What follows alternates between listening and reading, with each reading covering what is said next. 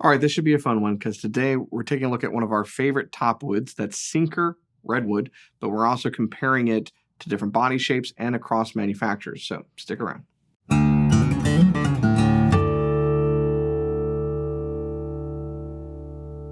Hey, you're watching Alamo Music TV. My name is Chris McKee with Alamo Music in San Antonio, Texas. You can find us online at alamomusic.com. If you're new to the channel, subscribe, turn on notifications, and like our videos. If you want to support the channel, you can visit our spring store link below for custom swag and check out our podcast, The Fretboard Confessional, wherever you get your podcasts at. Now, I'm going to be talking to you without Cooper today. It's kind of divide and conquer day, if you will. But he did have an opportunity to demo these wonderful guitars, and you're going to get to hear what it's all about. Today, we're taking a look at Sinker Redwood in the form of two different models that feature it and are very, very popular. The first one happens to be something that we finally have back in stock. It's a Yairi DYM74 now, or 72. Now, no, it's 74. I had it right the first time. If you follow this channel, you know what I mean by finally have it back in stock.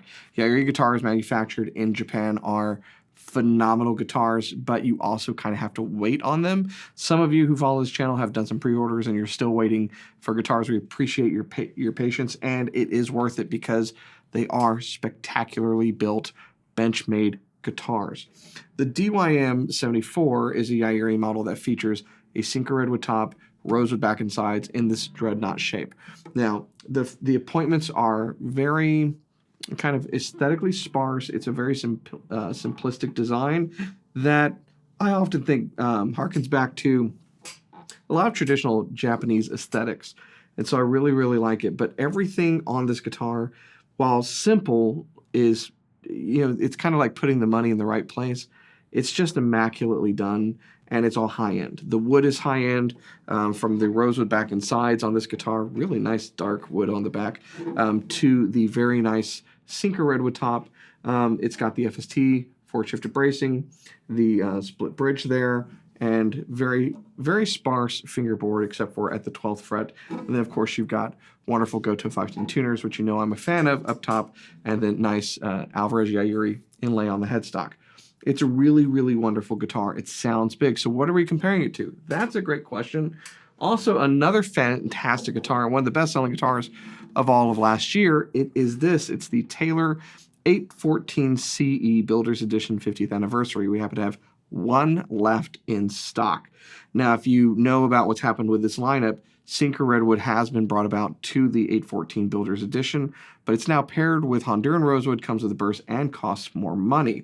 So this is the last new one of these that we have. And yes, I realize it's a different body shape. It's a different manufacturer.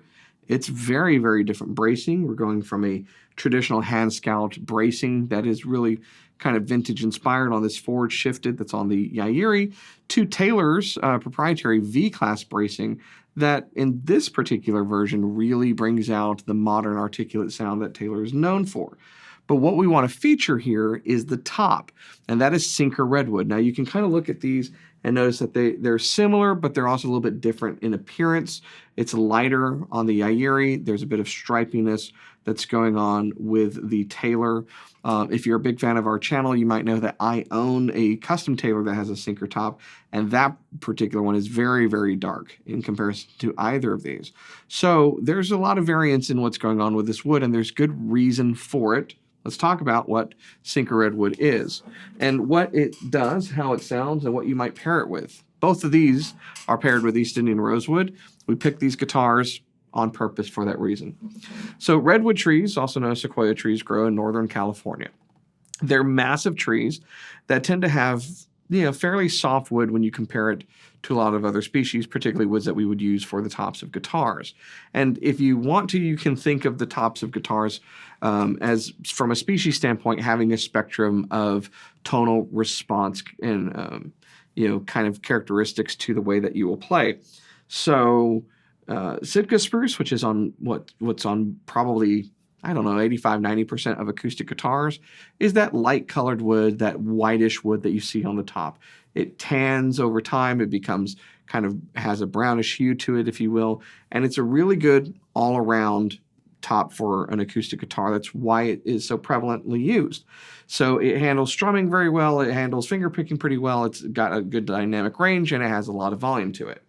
If you want to move from there and you want to change the general initial response from the guitar, where do you go?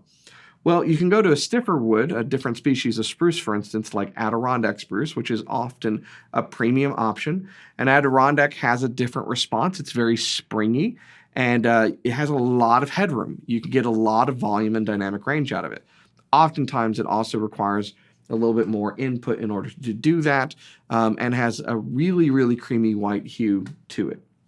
Then there are softer spruces, like Engelmann spruce that we have featured on some of our exclusive builds from time to time, and that manufacturers are using a lot in their guitars. We recently featured a Firk Violet that now has Engelmann spruce and rosewood as a combination. That's a great all-around wood as well. It's a little softer than Sitka, and so it requires a little bit less input. It's got a little bit of a rounder sound to it.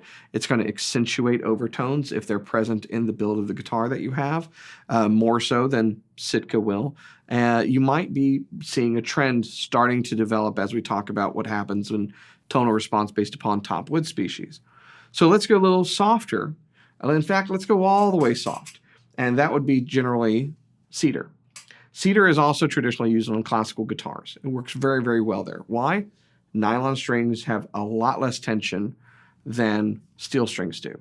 That's why classical guitars have lighter bracing on them. And so using a softwood like cedar works very, very well. Cedar on a steel string guitar also works very well. The bracing there is going to deal with the tension, so you don't have to worry about that. And that wood's going to respond to the lightest of touches, right? Because it's soft, it doesn't require as much energy to move. It's physics, right? You strike a string, the string vibrates, the vibrating string vibrates the top moves based upon whatever bracing pattern the manufacturer or the builder has designed for it in order to get it to respond in a certain way. And then that's going to spread out from the bridge and through the bracing to the top and then the back and sides, and it's going to give you the sound of an acoustic guitar. So when the top is softer, it requires less input on the strings in order to get it to kind of explode. Now that also means that it's capable of less volume. You have a lower headroom that's going to come with softer woods. So cedar is traditionally known as kind of having this lower headroom. It can break up. It's not necessarily a bad sound. Some people really, really like that tone. You can have a heavy attack and go with cedar guitars. Lord knows Dave Matthews for years was on stage with a Taylor 714 with a pretty marred up, cedar top on his guitar, and I don't think anyone would accuse him of having a light touch. There are no rules here. You can pick whatever you like the sound of, but you are going to reach a level with cedar where you can kind of be chopping wood with your picking hand, and that's all she wrote. It's not getting any louder than that. So what if you want that warmth, that response, those increased overtones that cedar provides, but you need a little bit more volume? Well, you turn to redwood.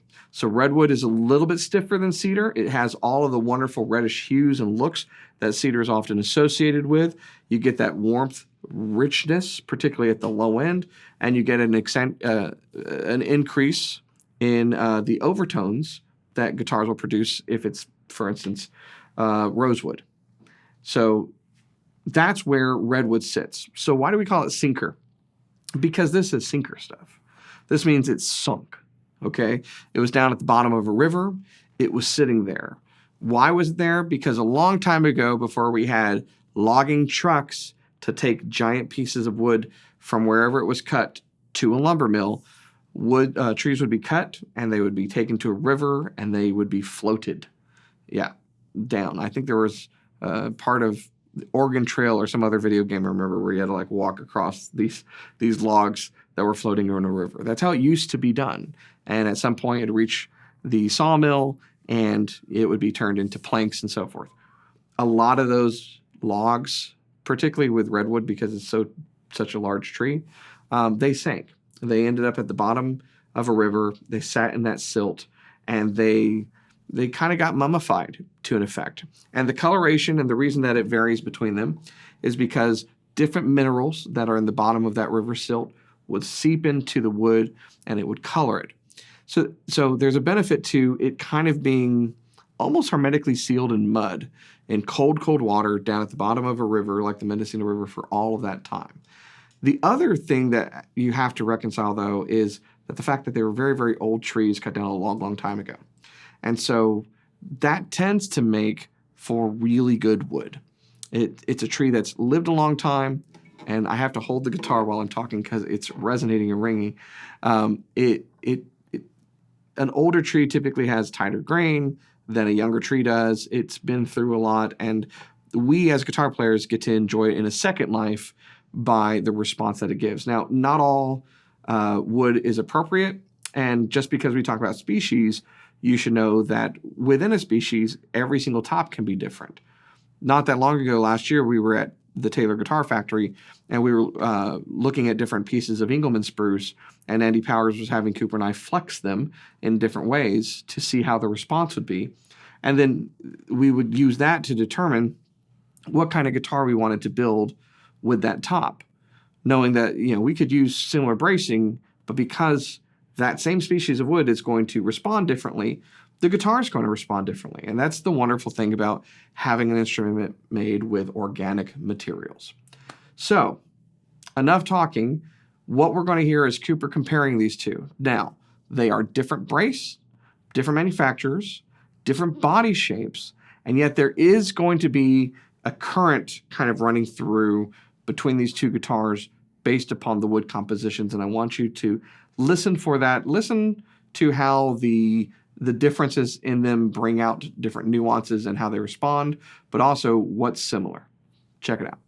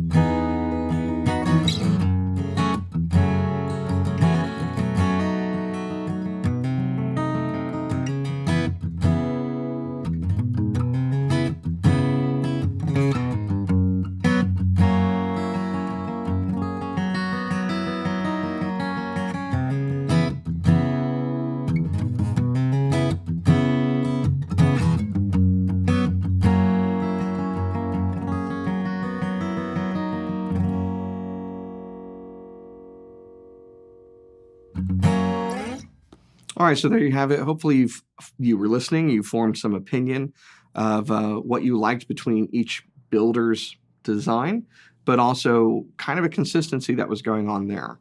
And, you can lock in your votes now in the comments, but for my money, here's what I hear with King of Redwood. It's basically what I earlier described.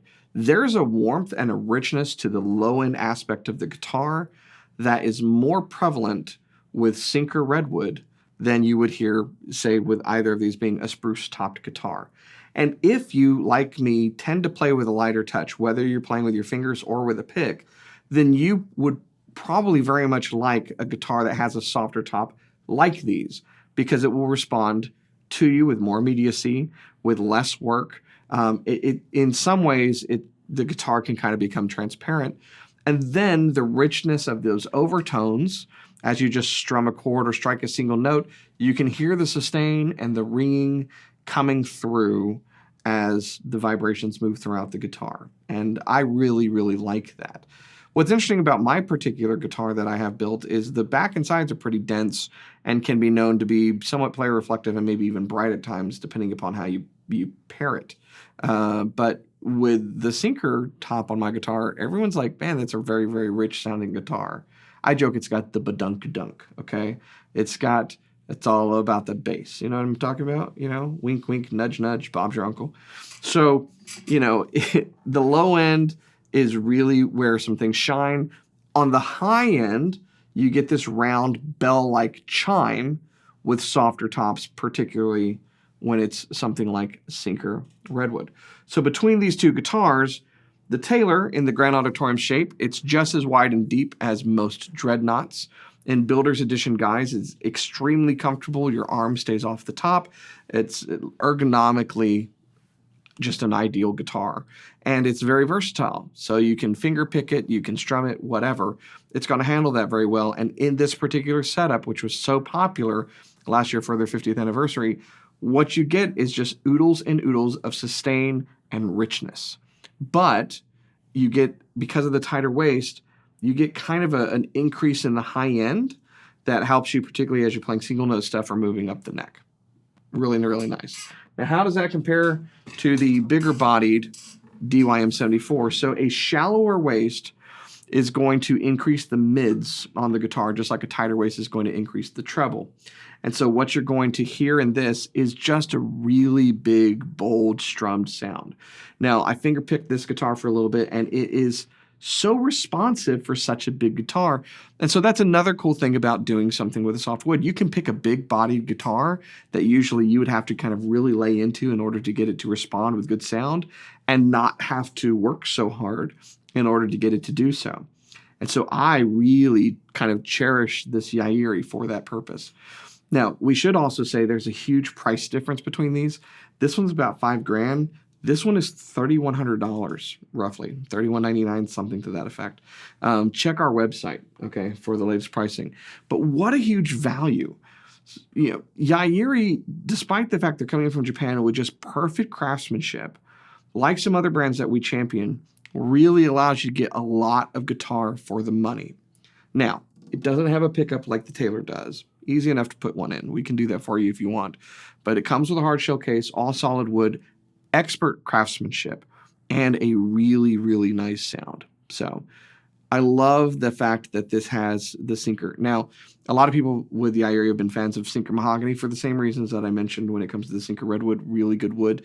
But if you, like me, are more of a rosewood fan, you like to strum a chord and just let the room fill with this cacophony of beautiful sound, then you should take a look at these. Now, the DYM70s are available with Sitka tops, Adirondack tops, and sinker tops. Which one's for you? If we ever get a chance to have all of them in stock, that would be a really cool comparison. But I will tell you right now, if you think back to what I was describing earlier, you can kind of figure out what's going to be best for you.